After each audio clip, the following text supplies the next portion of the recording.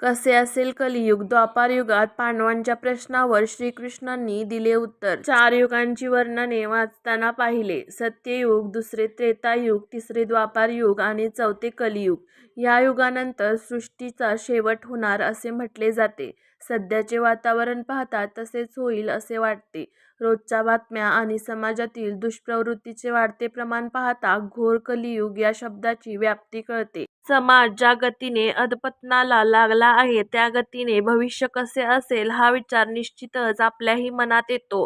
ही अवस्था केवळ आपली नाही तर पांडवांचीही झाली होती.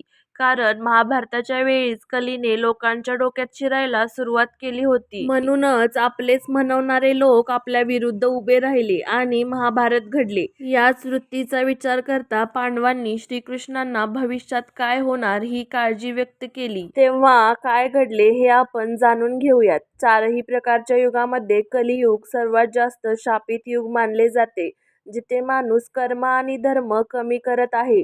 ही कहाणी महाभारत काळातील आहे.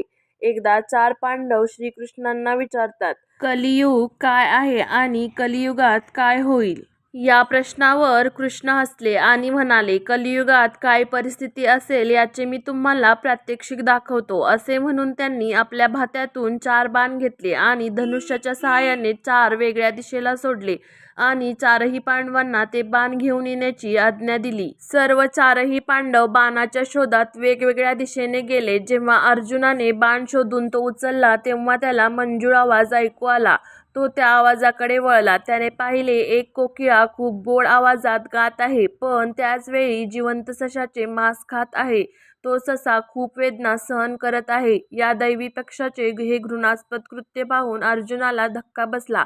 त्याने ते ठिकाण पटकन सोडले. भीमाने ज्या ठिकाणाहून बाण उचलला त्या ठिकाणी 5 विहिरी होत्या. एका विहिरीभोवती 4 विहिरी होत्या. 4 विहिरीतील गोड पाणी त्यांच्यात साठून राहू शकत नसल्याने त्या विहिरी बाहेर पडत आहे. पण आश्चर्याची बाब म्हणजे या 4ही विहिरी पूर्ण भरून वाहत असताना मात्र मध्ये असलेली विहीर कोरडी होती. हे पाहून भीम चक्रावून गेला. नकुल जेव्हा बाण घेऊन माघारी येत होता तेव्हा त्याने एका ठिकाणी पाहिले की एक गाय वासराला जन्म देत आहे. जन्म दिलेल्या वासराला ती गाय चाटू लागली, पण ते वासरू स्वच्छ झाले तरी गाय चाटतच राहते.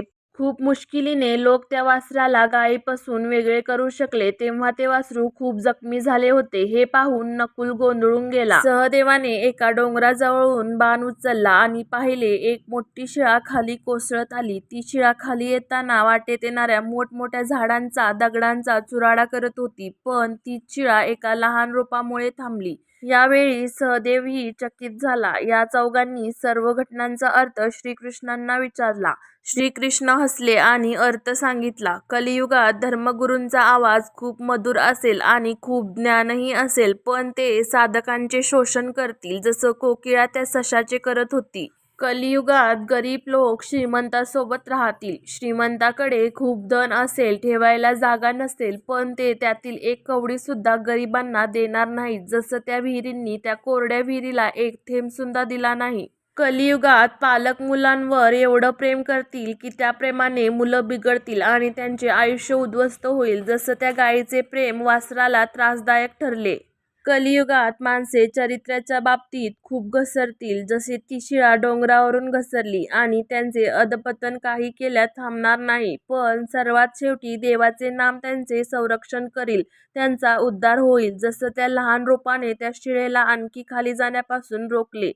हे कलियुगाचे 4 सत्य आहेत जे पांडवांना श्रीकृष्णांनी सांगितलेले होते आणि ते आज खरे होत आहेत. व्हिडिओ आवडला असेल तर लाईक करा, शेअर करा आणि चॅनलला नक्की सबस्क्राईब करा. धन्यवाद.